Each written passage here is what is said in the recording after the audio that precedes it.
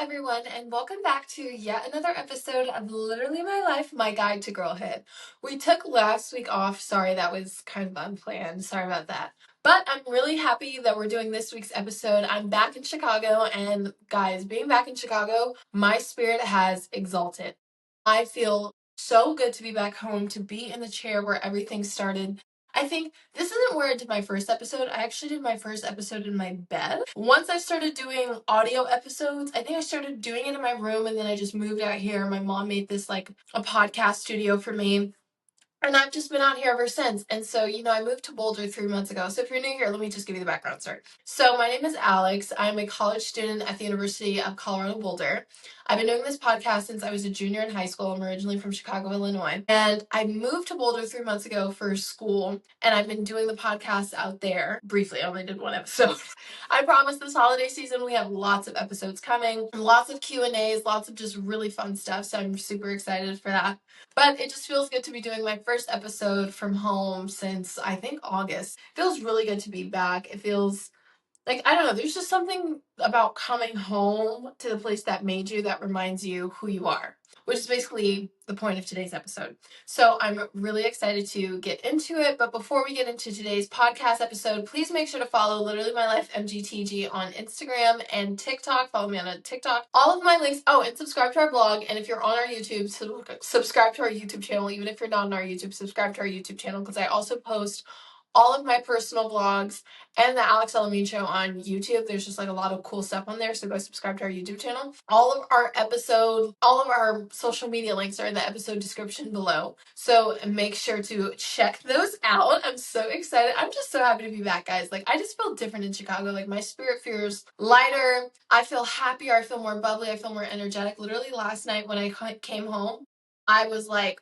ready to do a split. I'm not kidding. I was literally telling everybody I know, I was like, I'm going to do a split in the airport when I get back. I didn't do a split, but it would have been really, I can't even do a split. But me trying to do that in the middle of Midway would have been really funny. Okay. So yes, let us get into this episode. Okay. So I'm home for the holidays. Silent round of applause, Don't worry, I hear it from here. I'm home for the holidays. I'm here for Thanksgiving break, and then I have to go back and take my finals, and then I'm going to be here for winter break for like a whole month, which is super exciting.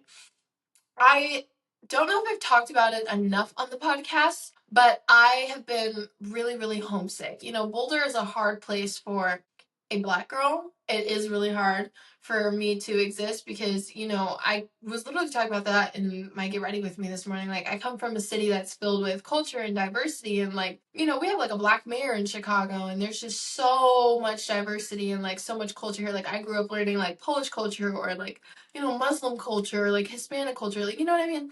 And then you move to a place like Boulder that's like only rich in like one culture, and that's white culture, which there's nothing wrong with that, but it's just such a culture shock for me. And so I've been feeling so homesick because of that. So homesick. So being home, I'm glad to be home because I just miss things. Like, when you go to college, I tell this to every person I know that's still in high school. When you go to college, you're going to miss things about your life that you didn't even value when you had it. I miss like my backyard. I didn't even care about my backyard when I lived here 24/7, 365. Now I miss my backyard. You know what I mean? Like, I just miss stuff like that. I miss my kitchen. I miss my mom's home cooked meals. I miss hanging out with my siblings. Like, I miss watching TV with my family. Like, my mom and I love watching TV together, and I haven't been able to watch TV with her in months. And so that's just something I miss. I also miss not being the only Black person in the room. It feels really good. It feels really good to be surrounded by people that look like me, and I always see that when I come back home, so that always feels good. My best friend will be home tomorrow. There's gonna be a best friend reunion. I'm so excited. But it's just good to be at home. But other than just physical stuff like that, I feel like coming home, and we'll get into this in like a later segment, just reminds me like who I am. The girl that I am, I built it here. And I feel like a lot of people in Boulder don't get to see that identity or see the person that I was. So I really want to talk about that on this week's episode, and I just want to talk about how I'm adjusting to both Boulder and Chicago and being like by city these days and all of that cool stuff. But God, it feels so good to be at home and not have to eat from a dining hall. So that leads us into our second segment. God has put me in a plot twist season. It's reflective, it's faith centered, and I'm always here to talk about my loving Savior because I am God obsessed, as we know. And I'm not going to apologize for it. So I'm learning that God does not give you clarity immediately. Sometimes God is just asking you to work on obedience, literally just act on obedience. I learned this the other day. There is an opportunity I have been chasing in Boulder since I got there. It's the reason I moved there. I basically moved to Boulder for one specific opportunity, and I don't ever talk about it on social media. I'm never loud with it because it is so close to my heart, and I'm so scared to talk on it because I just feel like things could go wrong. So I'm like one of those like kind of superstitious people that I feel like if I talk about it, it could go wrong.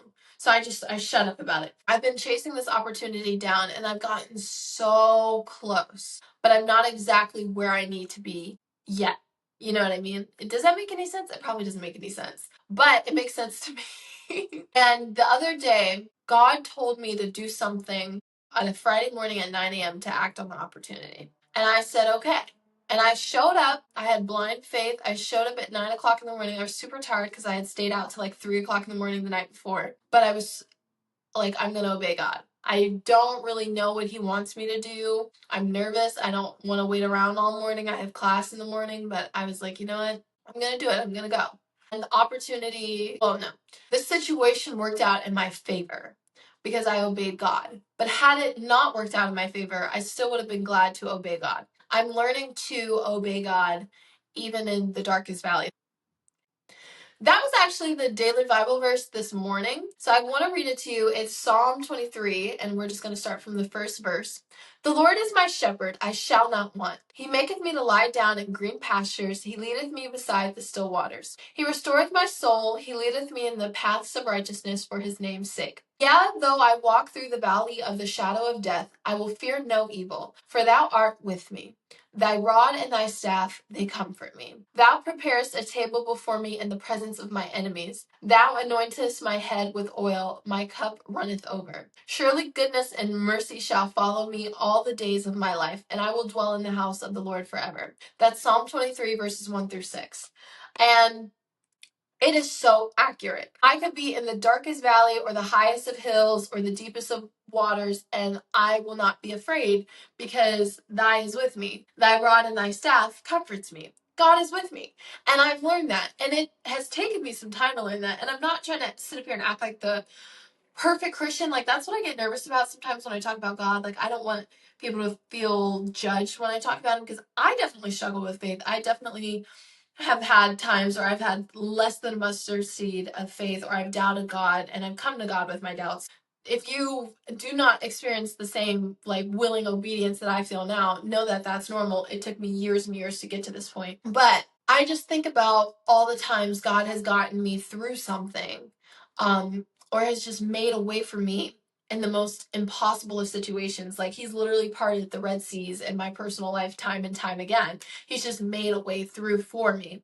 And that's what I'm trusting him to do in this season of my life. There's something, God called me to go to Colorado. Colorado wasn't my first choice. I don't know if I've shared this on this podcast, but I originally wanted to go to USC, University of Southern California. That was my dream school. I envisioned myself moving to LA. Everybody, I don't know if I have shared this a million times on the podcast. You guys know I'm a sports journalist. I just thought moving to LA was the perfect thing for me. I thought I could network. It's literally the land of the stars, and I could just network my butt off and cover USC Big Ten football and just be buddy buddy with like Lincoln Riley and everybody there. And that opportunity just did not present itself in my life, and I was super crushed about it. But I remember I was praying on my floor. I think I told the story before. If I did, I'm sorry for repeating myself. I was praying on my floor and I was talking to God, and I was like talking to him about college, because this is around the time, you have to decide who you're going to commit to. It's like late April, early May. And I was between Colorado, Syracuse, Oregon, Spelman, and like a couple of other schools. And I just was like, God, the school that you want me to go to, draw me to it. It will make complete sense. Like, it'll just add up when I commit to the school, why I should go there. There'll be reason after reason after reason. And I'll know I'm supposed to go there because it'll just make complete sense. And that's what happened with Colorado. I was like, as soon as I decided to go there, I was like, this is perfect for me. My dad and my sisters live in Denver. It has a great football team. They're part of the Big 12. Like everything just added up. And I was like, you know what? That's it. This is the school for me. So I know God called me to be in Colorado.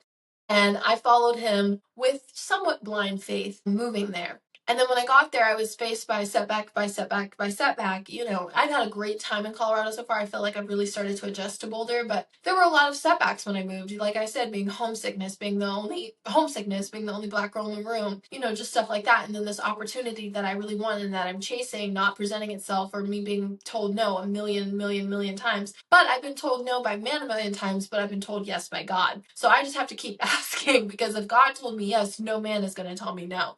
And that's just that. And that's just that. And that's what I'm here to kind of encourage you guys to do. I guess that's the takeaway from this episode, is learning to be obedient to God and to have blind faith with God. I'm 90% sure, feel free to correct me, Martin Luther King talked about faith is taking the first step even when you don't see the whole staircase. And that's what I'm learning to do with God. I used to be the biggest control freak. I didn't want to submit anything in my life to God. I wanted complete control of my schoolwork, my finances, my career, my romantic life, my friendships, everything. And it just was a disaster. I mean, my life wasn't completely horrible or anything like that, but it was a disaster. I was stressed out a lot. Like, you guys know, I've been diagnosed with anxiety, and my anxiety was at an all-time high. I'm able to live now with, I don't even know the I don't know the exact diagnosis. It's something with anxiety. It's like general anxiety disorder or something like that. I don't know. But I'm able to live with it unmedicated, and it doesn't really bother me. Like, yeah, I do still have like symptoms and some flare-ups of like anxiety, but I'm able to live unmedicated and live a very peaceful and joyful life because God is my medication. God is what I need. And I know that doesn't work for everybody. I'm not saying like don't get on anxiety medication or anything. I'm just saying that's my testimony. I'm able to live a pretty much stress-free life because I've surrendered my entire life to God. I learn in my morning prayers to just say to God, like, I surrender, just small stuff. Like, I just surrender today to you, God. I surrender my exam to you. I surrender, you know, big things to you, like the grudges that I'm holding, because hands occupied with blessings don't have time to hold grudges. I just, you know, I'm learning to surrender everything to God. And it's hard. There's a lot of things that I have to change. Like, I feel like now that I am reading my Bible more, I finished my book of Job. That's my update, guys. Now that I've finished my book of Job, I'm on to Psalms, I'm reading the Bible, I'm learning more about God's law and his character and what he wants for the people who follow him. I know I have a lot of ways to change. Like, I need to stop cursing, I need to work on my anger, I need to work on my pride, my ego, and just stuff like that, and just giving more time to God. I have a lot of stuff to change. I am so far a very bad Christian. But I'm learning to follow God, and I'm learning to obey God. And Friday was just like the perfect example of it. Now, there are going to be times that God is going to call you to do something, and you're going to be like, no. Or like, you're just going to be so confused. Like, God, why do you want me to do this? And that's how I literally felt Friday. I was like, I don't want to get up at 9 o'clock in the morning, because usually on Thursday nights, me and my friends go out. We get home at like 1 or 2 o'clock in the morning. I don't want to get up at 9 o'clock in the morning and go somewhere. And, you know, this is an opportunity I've been told no, no, no, no, no, a million times by a million different people. But God reminded me, like, I told you yes. Like I just said, you can be told no a million times by man, but if God told you yes, then the answer is yes. He's more powerful than anybody. He's literally the God and the creator of the universe. So he said, he told me yes, and I went, and I'm so glad that I went. And I'm going to continue praying to God about this situation. I'm going to continue talking to God about this opportunity. And once it comes through and me and God talk about it, then I'll talk to you guys about it in deep detail, because that is a great story time coming. But yes, this segment's run a little long, so let's transition into our next segment. But God is telling you to surrender your life to him and obey him. Have blind faith with God. And your faith has to be as little as a mustard seed. That's all you need. But you need to trust God. Because if he can bring you to it, what? He can bring you through it. Okay, I love that saying. Okay, now we're going to be talking about some of the lessons I learned away from home. There are so many things I want to break down. I wrote it in our outline. I want to break down how to survive being the only Black woman or the only woman of color in a space, how to hold on to your identity, how to stay grounded when you feel isolated, and how God fills the room when you feel out of place. So, First thing, how to survive being the only black girl in the place. So this is an experience I had never experienced until college. I never went to a predominantly white school, like for middle school, elementary school, preschool, none of that. Like I never felt like I was the only black person in the space, and I did not realize how uncomfortable that was. And then I moved to Boulder, Colorado, and I go to a predominantly white institution that's only 3.4% African American. And most classrooms that I sit in, most parties that I go to, pretty much everywhere that I go, I'm probably one of the only black people. Or the only. Like, I'm the only black person who lives on my floor in my dorm. Like, just stuff like that. You know what I mean? And at first, it was so uncomfortable because it kind of makes you think, like, maybe I don't belong. And then once I got to my university and the whole Chicago Barbie like little nickname became a thing there, a lot of people were so sweet and so supportive, and I love everybody who's been so sweet and so supportive. Like, I literally love you. But there were a lot of people that were telling me that I didn't belong there, that, you know, especially when I got on the internet and voiced my concerns about being the only black woman in the space or told my stories, a lot of people just say, well, you chose this is Boulder, we're not changing. You need to either adjust or go on with your life. And so it was hard. Like, it was hard being told that I don't fit in. And with me being amplified on social media, which is what I chose, and I love it, and I'm glad that I did it was hard to be told that I didn't fit into this space over and over again. Like, a lot of people told me, and I'm aware, I'm going to be the first person to say this. I'm aware that I am not the Boulder beauty standard. I'm aware that I'm not the aesthetic of what they think beauty is. I'm aware that I'm not considered to be a perfect 10 in Boulder. I am aware of that. The issue is I don't care. I know a lot of people like reminded me of that, especially when I first moved here. It got a lot better over time. But when I first moved to Boulder, like everybody wanted to remind me of that. Like I was a bigger size than most of the women in Boulder. I'm not a blonde. Like I'm not, you know, what they think beauty is. But the issue is I don't care. And I had to remind myself over and over again, even though I just moved cities and the city that I'm in, I'm not considered to be the beauty standard. That does not mean that I am not beautiful. That was a big challenge for me to overcome. I'm the only black woman in this space where the beauty standard are short, skinny white girls. I'm never going to look like that. Ever. I can lose all the weight in the world.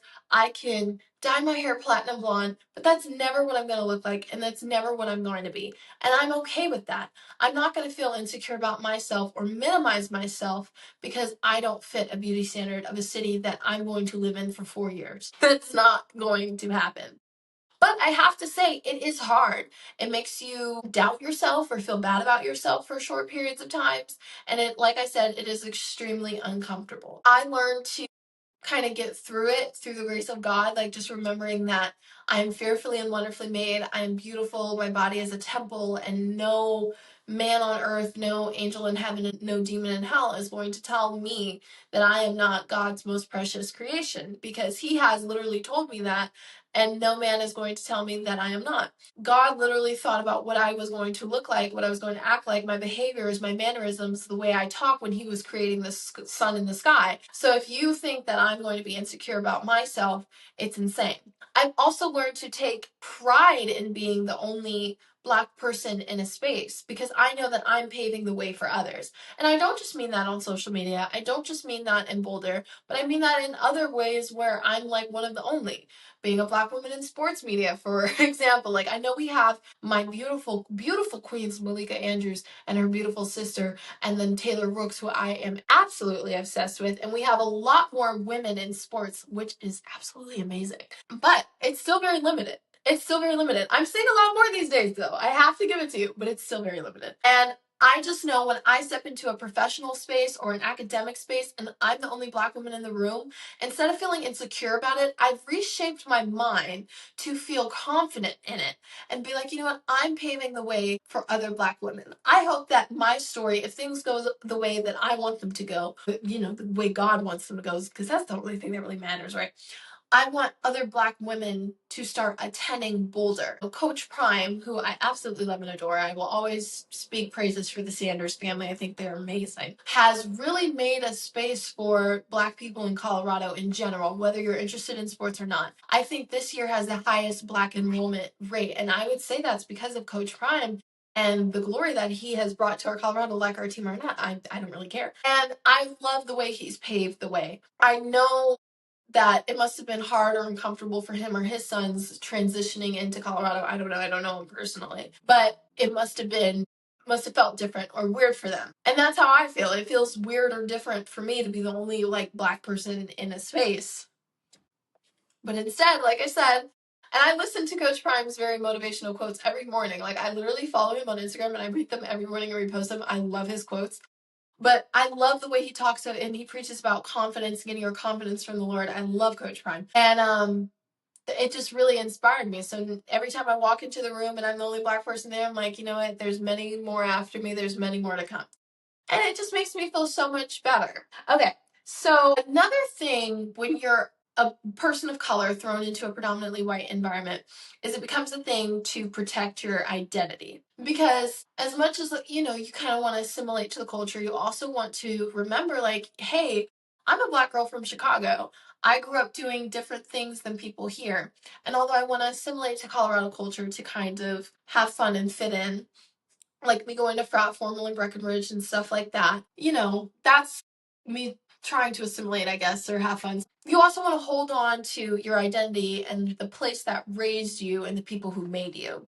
You know, I'm still the same person. I like to say I've always talked the same, I've always dressed the same, and I always will embrace who I am. There's been a little controversy about me on the internet because I said the N-word on the internet, even though I am a Black woman from Chicago. And a lot of people got upset with it, and then they got upset with my response to people getting upset about me saying the N-word. People have just been really upset with me.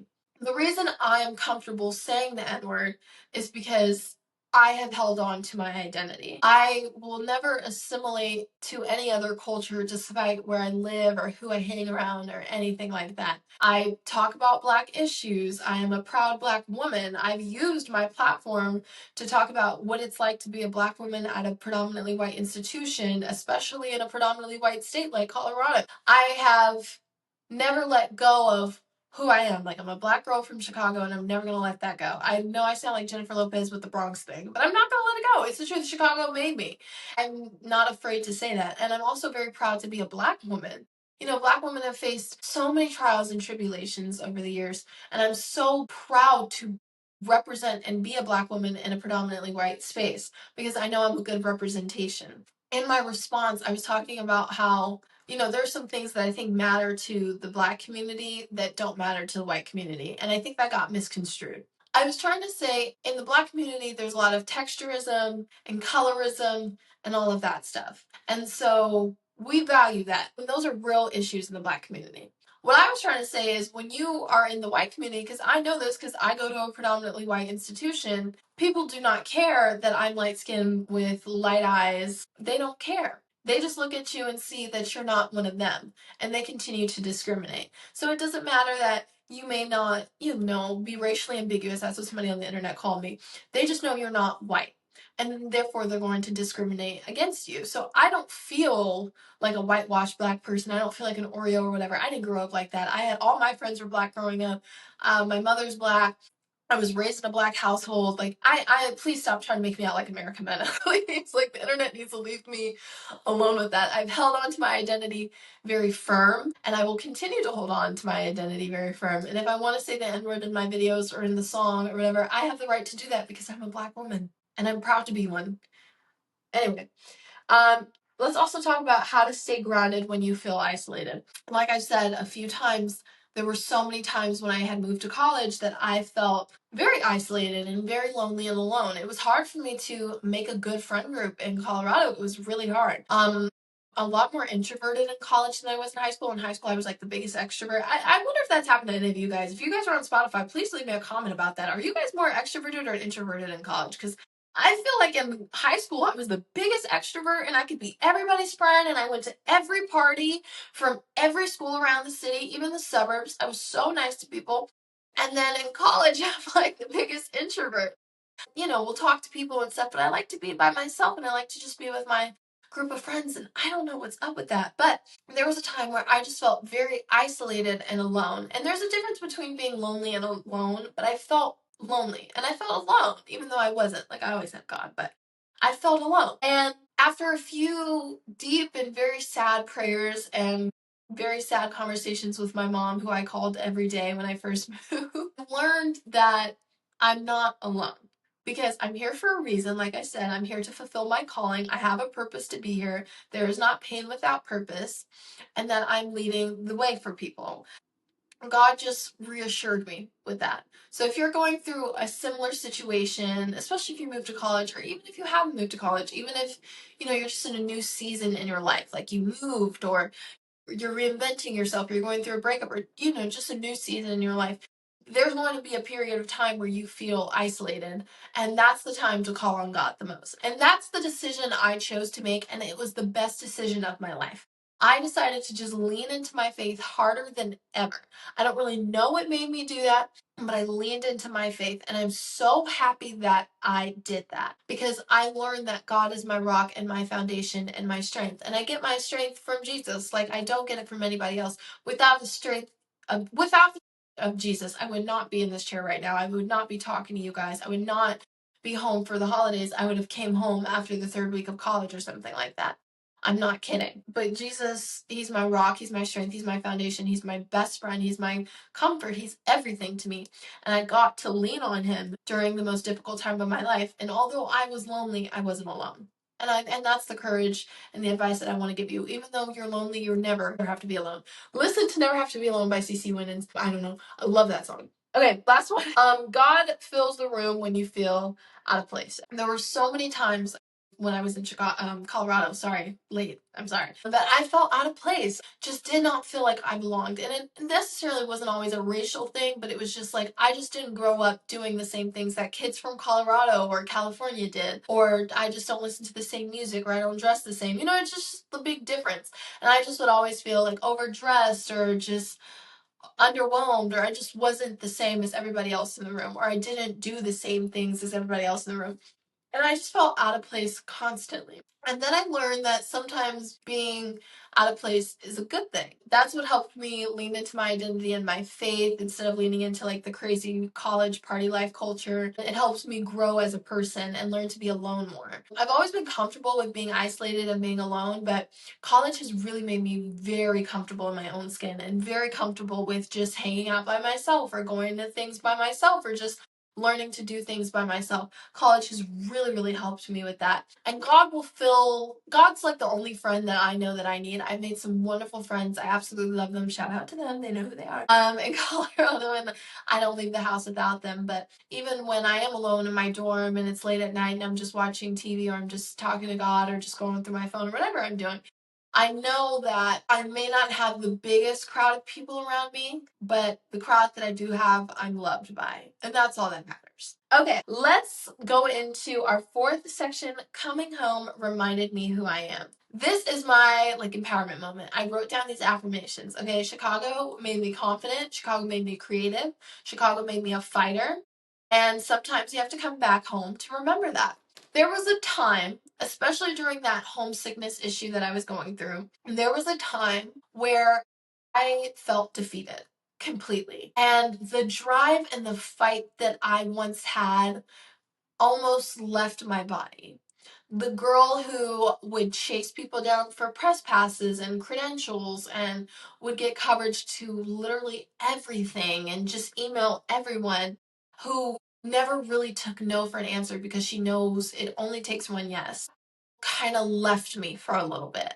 And it was just because I had to find my footing in Colorado. And she's back now, and she's better than ever, and she's ready to get up on it and work hard again and be back. Like, I'm sitting here doing the podcast and stuff. I definitely didn't have to, or, but I love talking to you guys, and I love making people feel related to and giving advice to others, and all that great stuff. I had to pray to get that girl back. I had to pray to get the Alex back who fought for everything. And I'm not saying that I've had an extremely hard life, but once I decided to pursue sports journalism, the second I started, I never stopped, ever.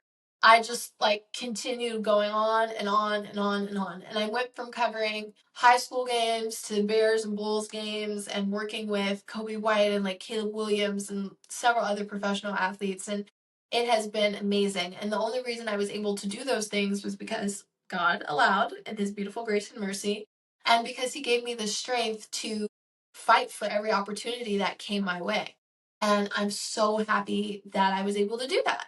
I'm genuinely very, very happy about that. Once I got to Colorado, just the whole thing of like moving to college, adjusting to college life, and then, feeling out of place or feeling homesick, I feel like it also threw me off in combination with some of the events that took place over the summer. We talked about that earlier in season 3. You should go back to some of our old episodes. And I just really didn't feel like myself for the longest time. And I'm going to be honest with you guys, I still don't 100% feel like that person again. But I'm getting back to that place because there's no one more that I admire than the girl who went from a hospital bed to covering every single sports game. There's no one more that I admire.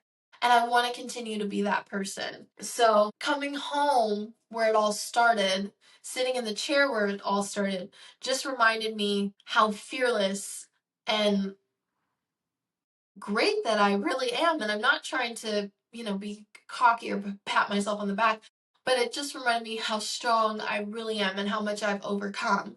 And if I've overcome everything that has happened in the past, I've overcame it, I can continue to overcome every obstacle that comes my way in the name of Jesus. I can just continue to do that. Returning home really resets your spirit and it reconnects you with your purpose. And I've reconnected with mine. It's only been a day, but I have so many goals and just things I want to accomplish while I'm home. And I'm very confident that this week will be productive. I'm very confident that this week will be just the week that I need. You know what I mean? To reset and get back to that girl. This is the week that I need to remember everything. And no better way to remember it than in the city that made me.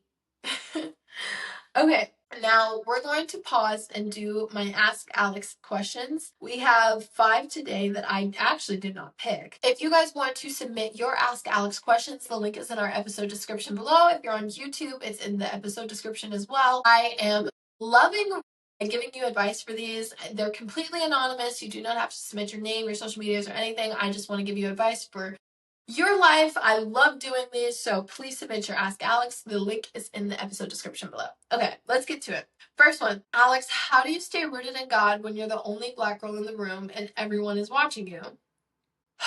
God has kept me very grounded, even when I felt invisible and hypervisible at the same time. Keeping your eyes focused on God and your end goal, you won't have time to wander and see who's looking at you and who's not. Because the only thing that matters, like I said, is if a million people tell you no, it does not matter if God told you yes. I have to remember God told me yes, so I can continue going on. I don't care who tells me no. I don't care who looks at me differently. I don't care who frowns upon me, because I know I'm chosen and I know God's told me yes. And that's all that I care about. That's a really good question. Number 2. Hey Alex, what's your advice for the girl who feels like God put her in a season and asked for? Girl, you've come to the right person, because literally in the last few months I've moved across the country, lost friends, dealt with loneliness, mental health, culture shock, and I'm still seeing God's hand guiding me the entire time. Now, is this the season I asked for? No, not at all. I asked to be in LA right now, having the time of my life, but I'm not. I'm in Colorado. I'm one of the few, like only women of color there. And it has been very hard, but God has guided me through it. Like I said, Psalm 23. Even though I walk through the darkest valley, I will not fear, for you are with me. Your rod and your staff comforts me. God is with me in the darkest valleys. He's with me in the darkest rooms. He's with me every night that I cry. He's with me in the shower when I cry. He's with me in the morning when I get up and go to class. He gives me the strength to get up and go to class. He gives me the strength to get my work done. He gives me the strength to continue going every day when people said that I would stop. There were so many people who doubted me from the beginning of this. There were so many people who used to make make fun of me for posting on social media. There are people who used to laugh at my podcast. There are people that still do. And there were so many like voices of doubt in the back of my head, and God cleared them all because this is what he wants me to do. God is in control of my story. Jesus has taken the wheel. He is driving my car, and I'm allowing him to. That's the difference now. I'm allowing him to. Instead of resisting, instead of trying to take over the wheel again of my own life, I'm allowing Jesus to drive my car, and it's been the smoothest ride I've ever been on. Number 3, Alex, how do you protect your spirit while also being an influencer? Social media drains me, but I want to grow. Okay, social media can be a hard thing to navigate, and I'm still learning to navigate it because of all the controversy that can go on there, the hard events that you have to live on social media, having to open and be relatable about your personal life, even stuff you don't want to talk about. It can be hard. I would say with influencing, you have to set boundaries. From the very beginning of my influencing, I knew I wanted to be relatable. I knew I wanted to make myself a brand. And I knew there were some things I was uncomfortable talking about. I don't know if you guys have ever noticed, but I think I only did like a worst first date story, but I've never gone on the internet and talked about my romantic life ever. And I probably never will because that's just a boundary for me. I've never gone on the internet and talked about traumatic childhood stories. I've never gone on the internet and talked about just certain things. Like I set boundaries. Yeah, I like to be relatable. Yeah, I like to let people know about things. But when I have conflicts in my personal life, I never run to the internet with it because that's a boundary that I set for myself. Now, if you want to get on the internet and do story times about your life, that's great. Like, I'm not judging you. I'm not judging. I listen to story times. Like, I love them. I'm just saying you have to set boundaries. I'm also learning to set boundaries with doom scrolling. Like, I feel bad that I doom scroll so much. I do consume a lot on social media, and I kind of try to justify, be like, I have to keep up with the trends. I have to keep up with the Jonases because I'm an influencer and I have to know what people are liking so I can post it. But it's not the healthiest things, and there's a million other things I can be doing with my day. You also, at one point, this is before college, I had a feeling like I was feeling so burnt out from posting. I feel like I was living my life to film instead of filming my life. And it was really stressful to the point where I had to take a couple of days off of social media because I just was not happy. Like, that's just the point blank period. Once I learned to set boundaries with social media, once I learned how to stay authentic on social media without crossing those boundaries, once I learned how to avoid comparison and to keep God first in the digital world, it got a lot easier because I never want my career or influencing or my work to become an idol. And sometimes it feels like that. It really does feel like that a lot of times. So you have to learn to take breaks and take pauses and set boundaries with it. Okay. Number 4. As a Black woman in a mostly white environment, how do you deal with feeling too much and not enough at the same time? So, that's a really good question because one thing I have not touched on, there have been tons of microaggressions and stereotypes I've had to fight past.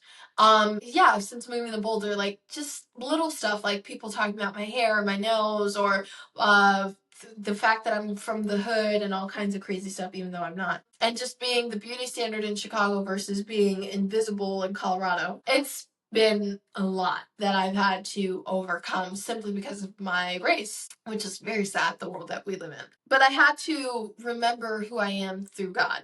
And I know I preach that a lot, but it really, really, really helped me.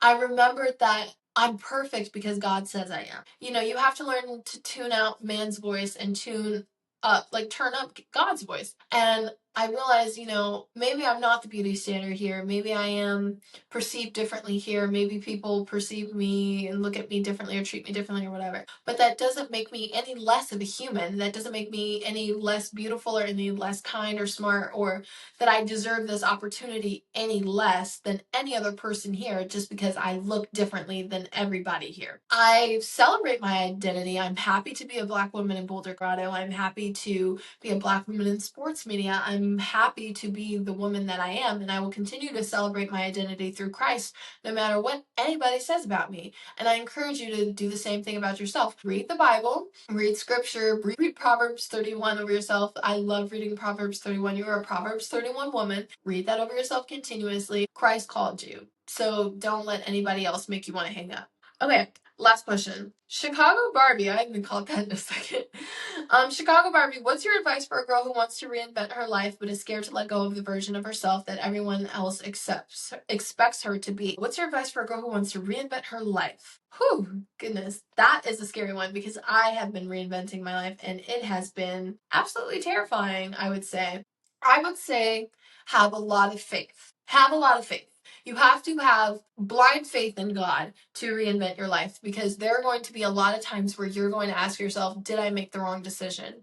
There are going to be a lot of times when you ask yourself, did I make a mistake by trusting God instead of trusting my gut? And the answer is always going to be no. But the only way you're going to be able to rationalize and talk yourself from jumping over the edge is by having faith. You need to have a lot of faith. I do, however, recommend, despite all the challenges, to step in your calling. You know, who am I to tell God no? You have to think of that.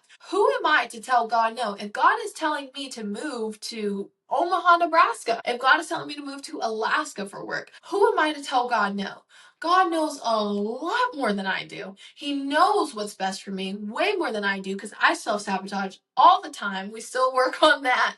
Who am I to tell God no? That's just the biggest question. You have to learn to be brave. You know, you have to learn to put on a brave face. There were so many times I wanted to break down crying. There were so many times I wanted to go home. There were so many times I wondered, was this really for me?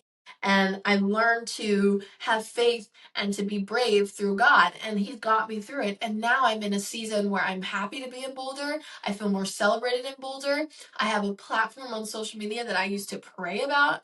And I'm becoming a new version of Alex who works and prays and balances her life and puts God at the center of her life. And it is beautiful. But I never would have gotten to that point had I not trusted in God with my reinvention. So that's my biggest piece of advice. Thank you guys for submitting your Ask Alex questions. I love answering these questions. Again, if you want to submit your Ask Alex questions, make sure to click the link in our episode description below. They are amazing. I want to read some more next week, so literally leave your questions down below for a chance to be featured in next week's episode. Okay, let's get into our fifth section, my advice to every girl in a transition season. Okay, now there can be a million reasons why you're in a transition season. It could be heartbreaks, it could be growing pains, it could be moving away, it could be loneliness, it could be a million things. It could be grief, it could be so many things. And whatever you're going through, I want to say that I really sympathize with you. I really do. I'm one of the most empathetic people ever. I'm super in tune with my emotions. I can cry about anything. And I want to say that I empathize with you and I know how you feel. And I know what it feels to feel like you kind of are starting all over again and you don't know how to start all over again. Navigating adulthood, navigating heartbreak, navigating reinvention, navigating moving away and loneliness has been very hard.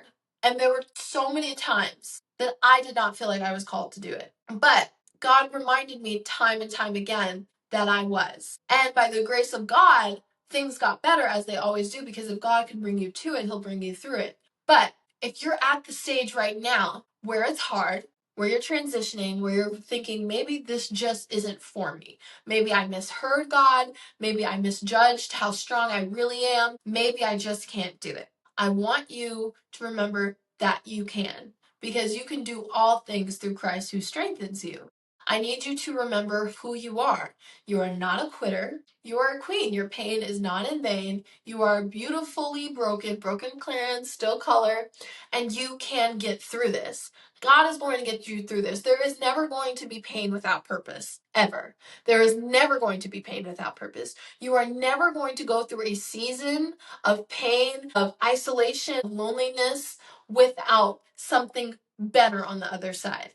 Ever. That's never going to happen. God is preparing you for something greater. I've also learned that God has literally taught me that you're not going to grow in your comfort zone. You're not. I lived in my comfort zone for 18 years. I lived at home. My mom cooked all my meals. I started to step out of my comfort zone once I transitioned into sports media and decided that's what I want to do with my career. I kind of stepped out of my comfort zone when I started doing social media influencing and created a podcast and all this kind of cool stuff. But I basically was in my comfort zone. When I had to live on my own and move to a completely different state, move 900 miles away from everything that I've ever known and loved, that's when I realized I'm completely out of my comfort zone and I can't do it. But I could.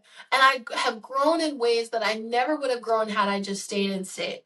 Because I wouldn't have grown the same way had I stayed here. God knew I needed a push. He knew I could do better. So he took me outside of my comfort zone. Yes, it was hard. Yes, it was sad. It was depressing. It was isolating. It was all of the above. But on the other side was a joy and a peace that I could have never experienced. Because not only did he restore what I lost, but gave me 10 times more, but he also, in a way, it strengthened our relationship. I learned how to obey God. I learned how to step in my calling. I learned how to trust God. And that's priceless. That's better than any career move. That's better than anything else. I have a stronger relationship with God. And that means so much to me.